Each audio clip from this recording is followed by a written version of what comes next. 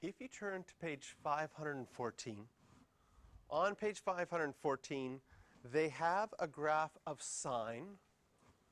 What I would like you to do is, beside that graph of sine, draw this one for yourself as well.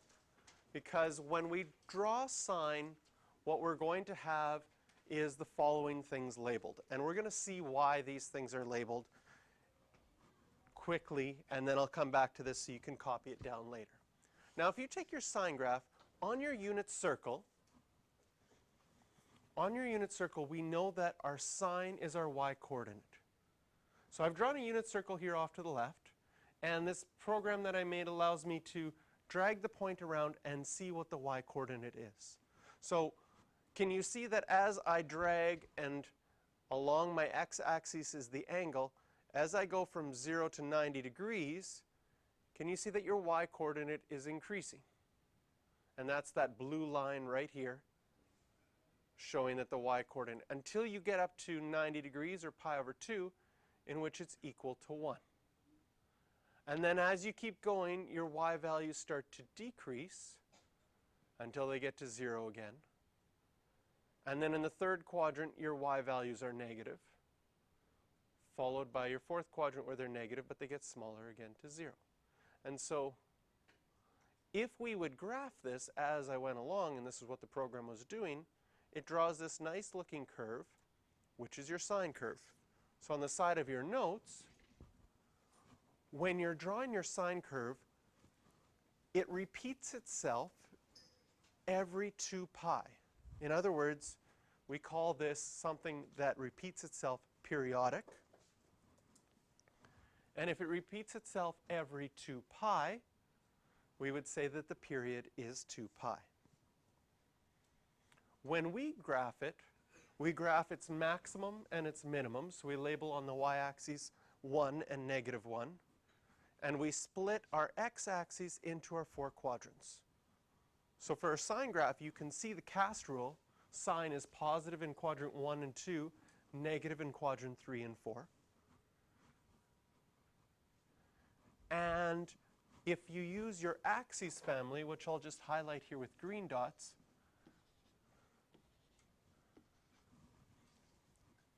if you think about the y-coordinate at 90 degrees, your y-coordinate's 1. At pi, or 180 degrees, your y-coordinate's 0. At 270 degrees, or 3 pi over 2, your y-coordinate's negative 1. So you can use your axes family to get those key points, and then just need to draw a smooth curve through those, and that's the graph of sine. If we go back to our diagram here and now look at the cos graph,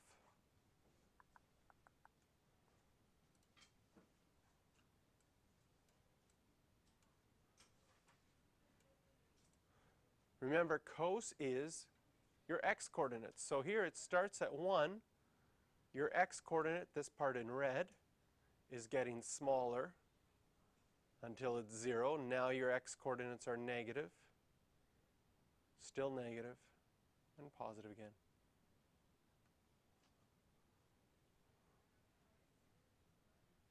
So your red graph represents cos.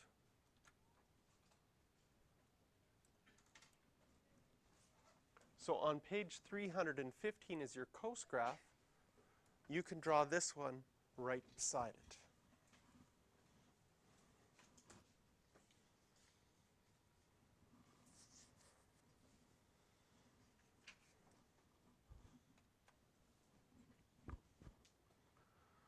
Once again, if you think of your unit circle in the axes family, at 0 your x-coordinate's 1. At pi over 2 your x-coordinate's 0. At pi your x-coordinate's negative 1. 3 pi over 2 your x-coordinate's 0. And at 2 pi it's back to 1. So your axes family can find those points. And you can see your cast rule showing up again. Quadrant 1, cos is positive. Quadrant 2, it's negative. Quadrant 3, it's negative. Quadrant 4, it's positive again. And there's arrows on the end of these graphs because this pattern will repeat itself over and over and over again.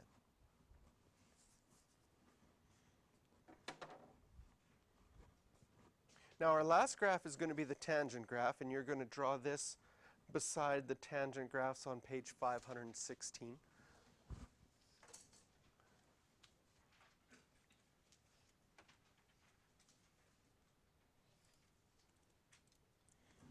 We know tangent of 0 is 0. Now I'm going to drag this point up a little bit.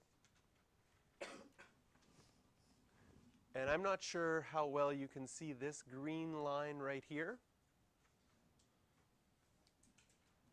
But the definition of tangent, besides being sine divided by cos, if you took a point on the unit circle and drew a tangent line, which is here in the light blue and the light green, the distance from that point to the x-axis is the same value as tangent.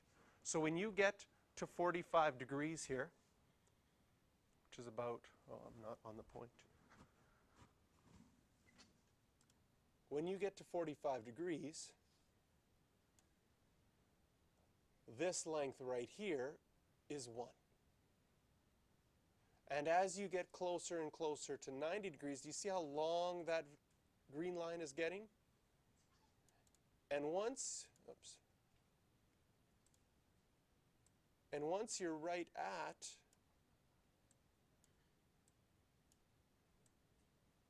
once you're right at 90 degrees, the computer doesn't even want to go there because it's undefined. Excuse me. Can you see that if you drew a tangent right at 90 degrees, that line would be parallel to the x-axis, and your tangent line would never touch it? So we know it's undefined because sine divided by cos is 0, and you can't divide by 0. But we can also see from this diagram why it's undefined. Now, if I keep drawing it over and over again, you get an idea. See, the cos graph is getting closer to 0.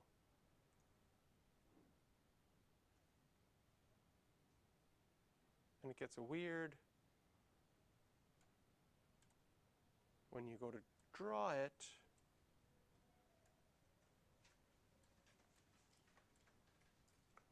Wherever you have your non-permissible values, wherever it's undefined on your unit circle, you can draw asymptotes.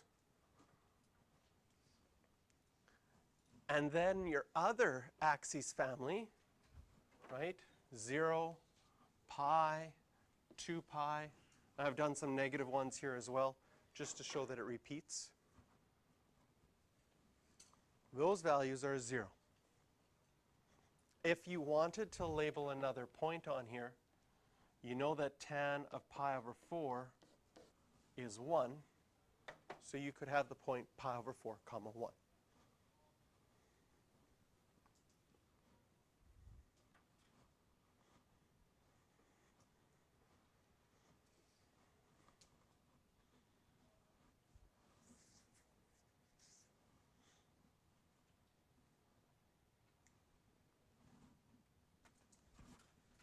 So if you have a highlighter or if you want to underline this, some key definitions. Any function that repeats itself over a specific domain is called a periodic function. So sine, cosine, and tangent are all periodic functions. And the time it takes to repeat itself, that's called the period. So the sine function is a periodic function, and its period is 2 pi. Because if we start at a point, and sometimes the way that it's drawn on the diagram here, it's starting at this point and going to this point, the length of that is 2 pi. An easier way to probably see it on your unit circle is if you start here at 0 the function is on the x-axis going up. When does it do that again? Well, here at pi it's at 0, but it's going down still. It's not until here that it's on the x-axis going up again. And there you can really see that the distance from 0 to 2 pi and that the period would be 2 pi.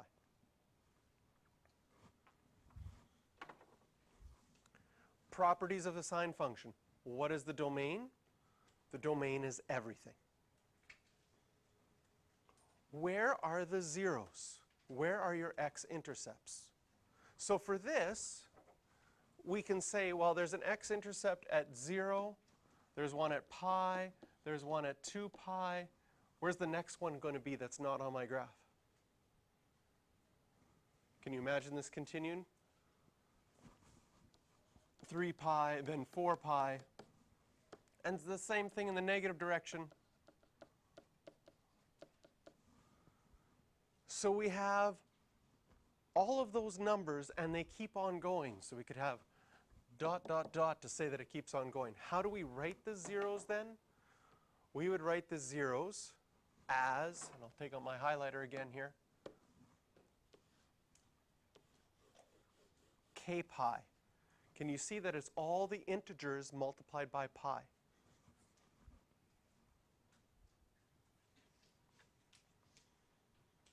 So again, this is very similar to coterminal angles, where we have to say that k can be any integer and all of our zeros are k pi.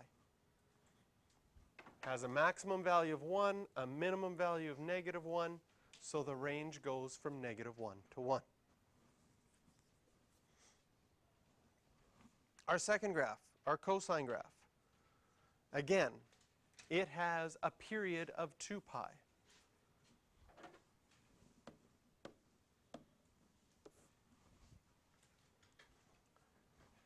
If you start at 0, you're at the maximum. When do you get to a maximum again? At 2 pi. So it's easy to tell that the period is 2 pi. In particular, if I'm trying to find the period, I always like to see, can I go from minimum to minimum or maximum to maximum? Sometimes they'll only give you a minimum and a maximum. Does it make sense that that would only be half the period? If you were only given these 2 points, you could find the period, because this distance from the blue point to the blue point is pi. You'd have to double that to find the whole period. Just like sine, the domain of our cosine function is everything.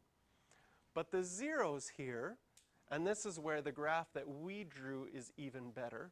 So if we go back to our cosine graph, it's really easy to see the first zero was pi over 2.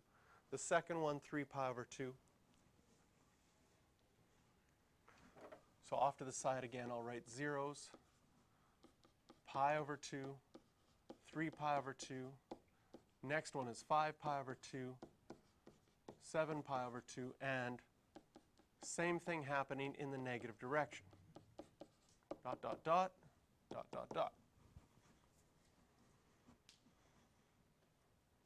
So what we have to do is we have to come up with a way to write this out. Do you see a pattern?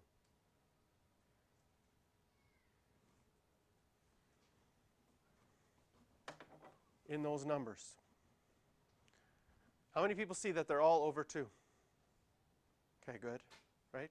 And like sometimes when you hear me say, do you see a pattern, you might think, oh, that's too obvious, I shouldn't say that. Yes, they're all over 2. They all have a pi, okay? And then, what about the number in front? They're all odd. So if we were allowed to use words in math, I mean, you are allowed to use words in math, but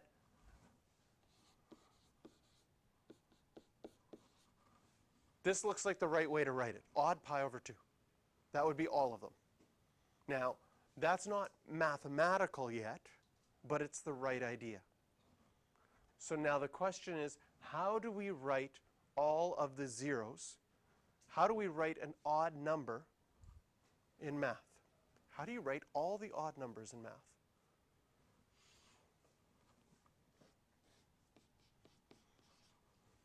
Okay? Sometimes it's easier to write an even number. Would you agree that if I took any number and doubled it, it's for sure even? Take 3, double it, you get 6. Take 4, double it, you get 8. 5, double it's 10.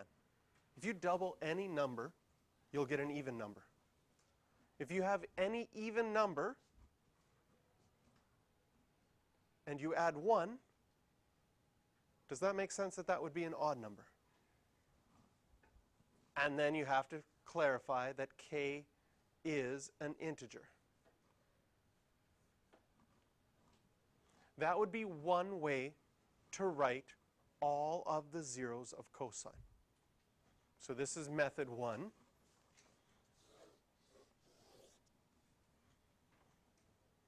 Method 2 is to notice that what's the distance between these two zeros?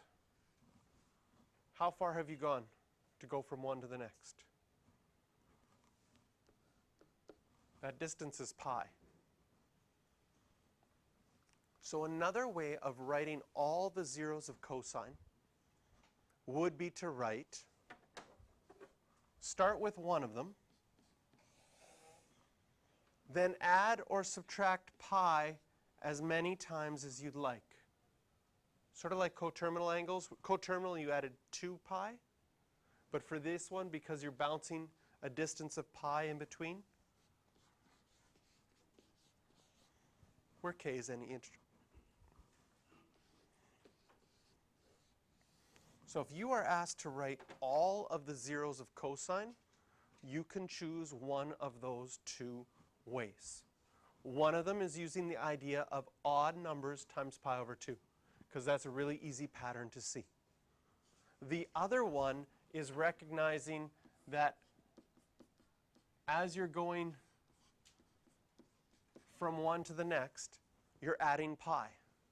So if I start at pi over 2 and I add or subtract pi as many times as I'd like, I would hit them all. What did your textbook write?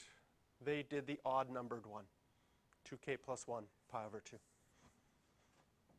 But you could choose the other one as well.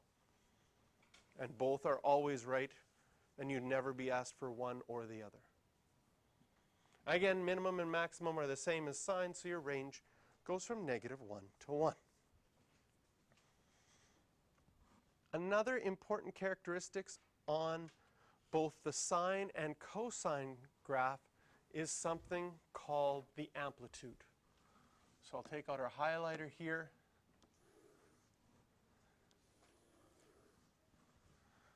Something called the amplitude, and also, if you have a red pen, on a sine and cosine graph, often the center line is drawn with a dotted, like an asymptote. That center line you can draw with a dotted line. For both sine and cos, the center line is at y equals 0. Another name for the center line, which sounds way cooler than center line, is the sinusoidal axis.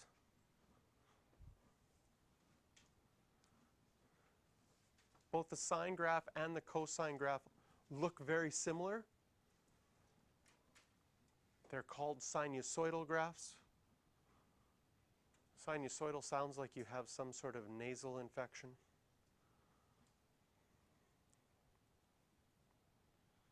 So our amplitude is always the distance either from a maximum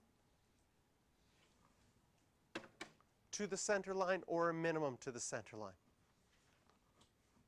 So on your basic sine graph and your basic cosine graph, the amplitude is 1.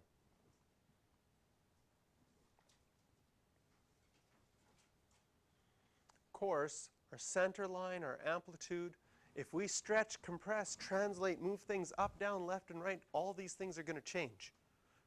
And so when we do all of our transformations with our sine graph, we're really going to look at how does the period change? How does the amplitude change? How does that center line or sinusoidal axis change?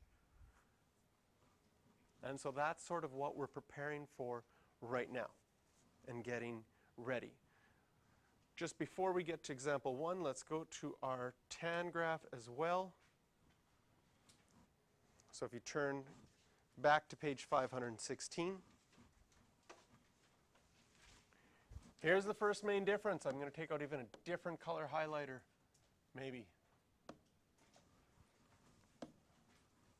The period of tan is only pi. It repeats itself every pi.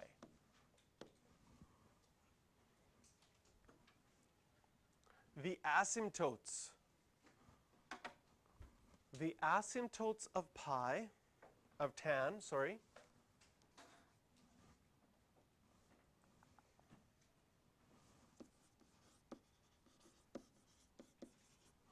are all going to be x equals, and again, you can use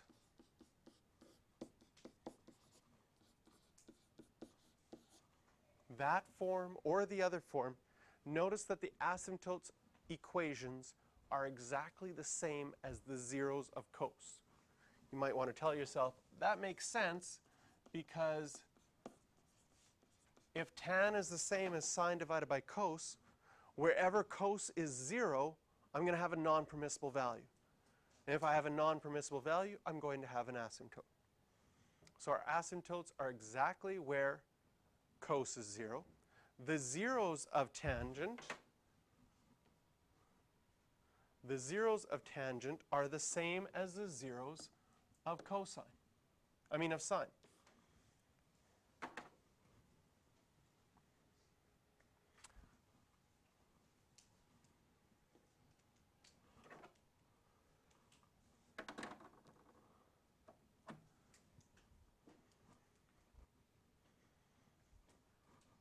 We got a little bit of a delay today on the, let's see.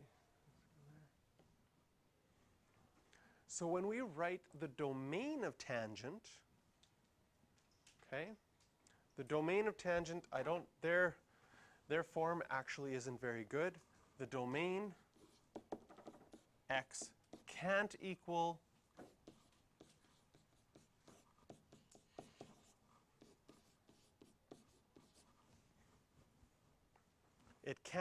the zeros of cosine. When we write equations of the asymptotes, it's x equals. When we write the domain, we say x can't equal those values. No minimum, no maximum, so our domain is everything.